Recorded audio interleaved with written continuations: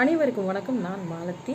இன்றைய ஆட்டிசம் விழிப்புணர்வு மெசேஜ் என்ன அப்படின்னு பார்த்தீங்கன்னா, நிறைய பெற்றோர்கள் நான் இப்போ விழிப்புணர்வு கொடுக்குற இடங்களில் எங்கிட்ட கேட்குற கேள்வி என்ன அப்படின்னு பார்த்தீங்கன்னா, ஆட்டிசம் என்பதுக்கு மருந்தே கிடையாதா? நிறைய வீடியோஸ்லாம் போடுறாங்க. ஆட்டிசத்தை பற்றி ஆட்டிசம் என்பது குணப்படுத்தலாம் அப்படிங்கிற மாதிரிலாம் வீடியோஸ்லாம் பார்க்குறோம். இதை பற்றி நீங்கள் என்ன சொல்கிறீங்க அப்படிங்கிற மாதிரி கேட்குறாங்க. கண்டிப்பாக ஆட்டிசம் என்பது ஒரு நோய் அல்ல, அது ஒரு குறைபாடு, வாழ்நாள் முழுவதுக்குமான ஒரு குறைபாடு. இதை நம்பி தான் ஆகணும். நான் அப்படி தான் நம்பினேன். நான் என்னுடைய பொண்ணை டயக்னோஸ் பண்ணதுக்கு அப்புறமா எனக்கு என்னுடைய சைக்காலஜிஸ்ட் சொன்ன ஒரே வார்த்தை என்ன அப்படின்னு பார்த்தீங்கன்னா, இது லைஃப் லாங் இம்பர்மெண்ட்டுமா.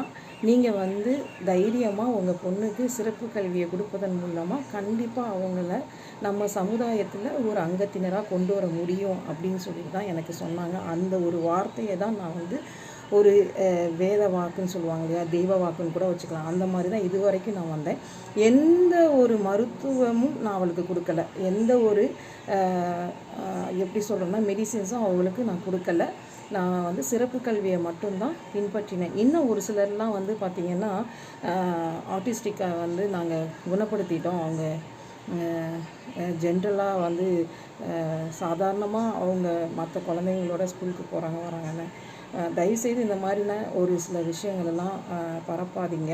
பெற்றோர்கள் இந்த மருந்து கொடுத்தா இது சரியாகுமா, நம்ம பிள்ளைக்கு இது குணமாகுமா அப்படிங்கிற ஒரு தாட்டில் இருக்காங்க. அப்படிங்கிறபோது பொய்யான ஒரு இதை பரப்புவதனால பெற்றோர்கள் ரொம்ப எப்படி சொல்கிறதுன்னா, என் பிள்ளை சரியாயிடுவான், இது இங்கே போனால் சரியாயிடுவான், அங்கே போனால் சரியாயிடுவான் அப்படிங்கிற மாதிரியே யோசிக்கிறாங்க. சிறப்பு கல்வியை கொடுங்க. எடுத்தோடனே நிறைய எக்ஸ்பெக்ட் பண்ணாதீங்க. கொஞ்சம் கொஞ்சமாக வந்துடுவாங்க. இன்றைக்கி என்னுடைய பொண்ணுக்கு 15 வயசு ஆகுது.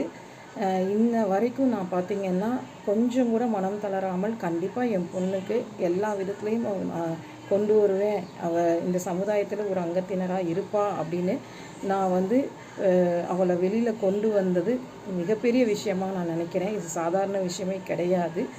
எந்த ஒரு மருத்துவத்தாலும் குணப்படுத்தக்கூடிய ஒரு விஷயம் கிடையாது. ஏன்னு பார்த்தீங்க அப்படின்னா, ஆட்டிசம் இன்ன வரைக்கும் அதாவது எந்த காரணம்னே கண்டுபிடிக்க முடியல. அப்படிங்கிறபோது மருத்துவம் எப்படி கண்டுபிடிச்சிருப்பாங்க, மருந்து எப்படி கண்டுபிடிச்சிருப்பாங்க ஆட்டிசத்துக்கு? ஸோ இதை நீங்கள் நல்லா யோசிங்க. இன்னொரு இம்பார்ட்டன்ட் விஷயம் நாளைக்கு வீடியோவில் நான் சொல்கிறேன். ஏன்னா அது ரிப்பீட்டடாக நிறையா பேரண்ட்ஸ் என்கிட்ட கேட்குறாங்க. அந்த வீடியோவை நாளைக்கு நான் அப்லோட் பண்ணுறேன்.